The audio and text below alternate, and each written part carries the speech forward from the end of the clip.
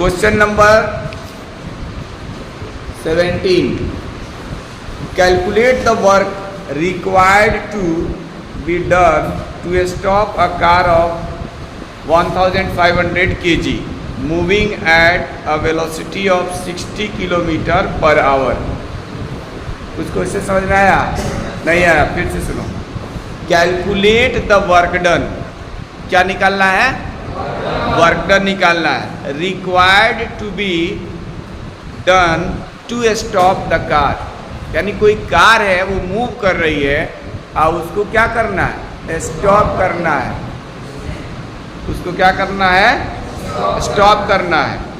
Moving at the velocity of 60 kilometre per hour. और उसका जो स्पीड है वो कितना दे रखा है? 60 किलोमीटर पर आवर गिवन है. ठीक है. तो अब इस क्वेश्चन में क्या क्या दिया है कितने लोगों को पता चल गया? क्या दिया है, क्या निकालना है? एक एक करके बताओ. चलो तू ही बताओ क्या दिया है. Speak loudly. हाँ, मास कितना दिया है? हाँ 15 kg यानी 1500 kg गिवन है. एम हो जाएगा. उसके बाद ये 60 किलोमीटर पर आवर क्या है? कौन सा वेलोसिटी? तो दो दो तीन तीन होता है ना, दो दो होता है. फाइनल या इनिशियल? इनिशियल. कैसे पता चला ये इनिशियल ही है? तुम बैठो. तुम बताओ कैसे पता चला इनिशियल ही है?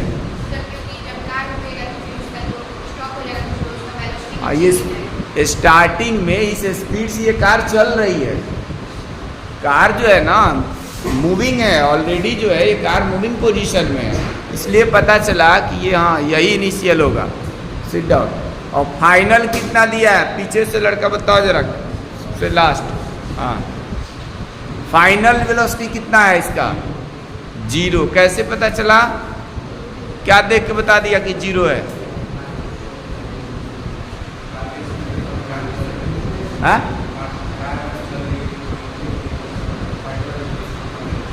उसमें स्टॉप वर्ड आया है, पढ़ के देखो. लिखा है calculate the work done required to be done to stop the car. To stop the car का मतलब फाइनल वेलोसिटी 0, क्योंकि इनिशियली वो 60 किलोमीटर पर आवर के स्पीड से चल रहा है. लेकिन to be done to stop लिखा है तो स्टॉप का मतलब फाइनल वेलोसिटी 0. बैठ जाओ.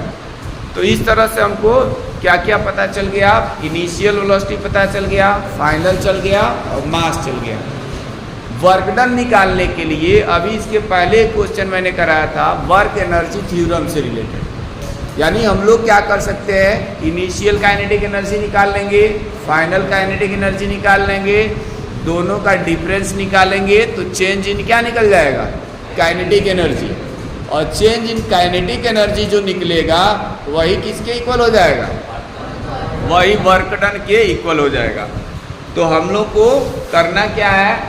दूसरी बात की जो स्पीड या वेलोसिटी की जो यूनिट लेते हैं हम लोग न्यूमेरिकल करते समय, वो क्या लिया जाता है? इधर से कौन बताएगा? पीछे वाली सीट से कोई भी गर्ल्स.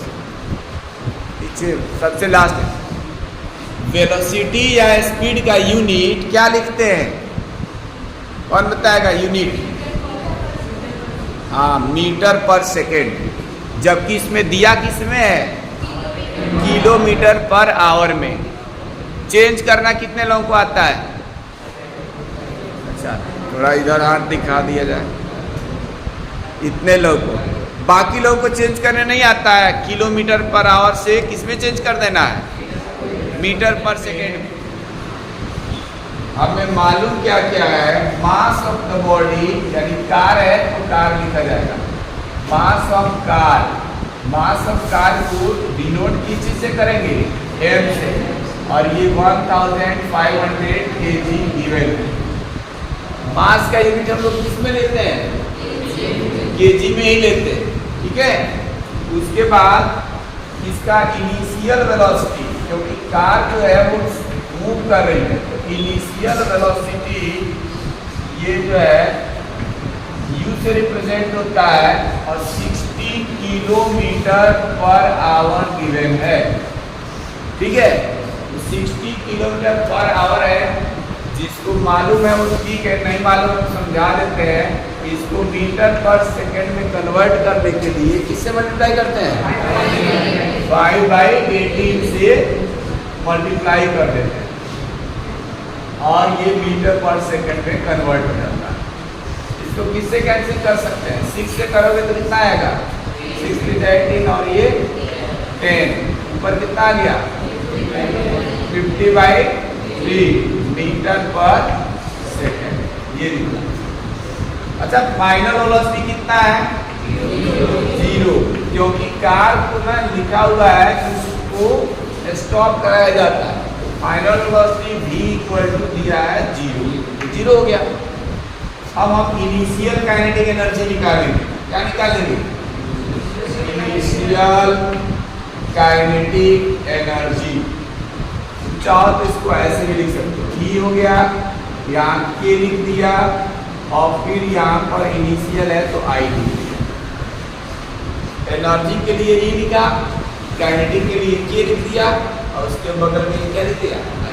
अगर ऐसे लिखना चाहो ऐसे लिखो, अदरवाइज दूसरा तरीका बता देता है। ई के लिख के यहीं पे आई लिख, ई के आई, समझ गए? ई के हो गया काइनेटिक एनर्जी के लिए, आई हो गया फॉर इनिशियल काइनेटिक। ये कितना हो जाएगा? 1/2 mv²।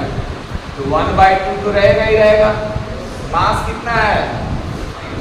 1500 kg into velocity 50/3 metre पर सेकेंड।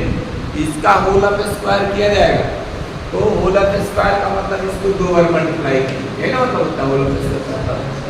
मीटर पर सेकंड को मीटर पर सेकंड से करेंगे तो ये मीटर स्क्वायर सेकंड की पावर -2 बन जाएगा। अब जो इसमें से कैंसिल होने वाला कैंसिल कर लो, इससे हम 25 कैंसिल, 3 से इसको कैंसिल कर रहे हैं, 3 5 का कितना होता है? 15 होता है, और कुछ कटेगा मल्टीप्लाई करो, 625, ये 5 × 25 125, इसमें 0 वाला भी हम बाद में लिखेंगे।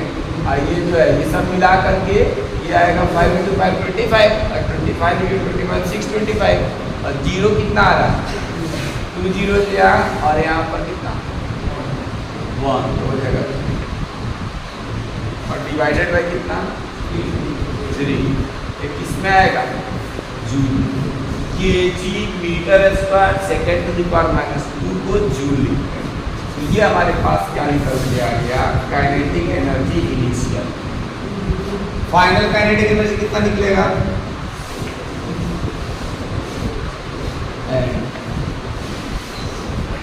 फाइनल काइनेटिक एनर्जी आ जाएगा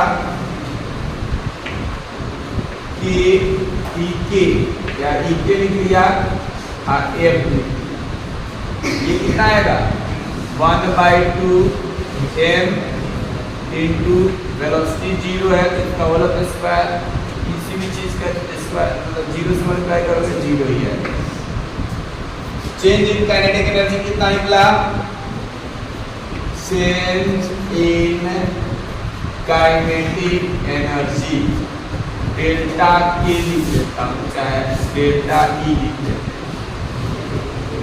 डेल्टा वर्ड यहाँ था, डेल्टा ई के एफ माइनस ई के आई, तो 0 माइनस ये लिखा जाएगा 6।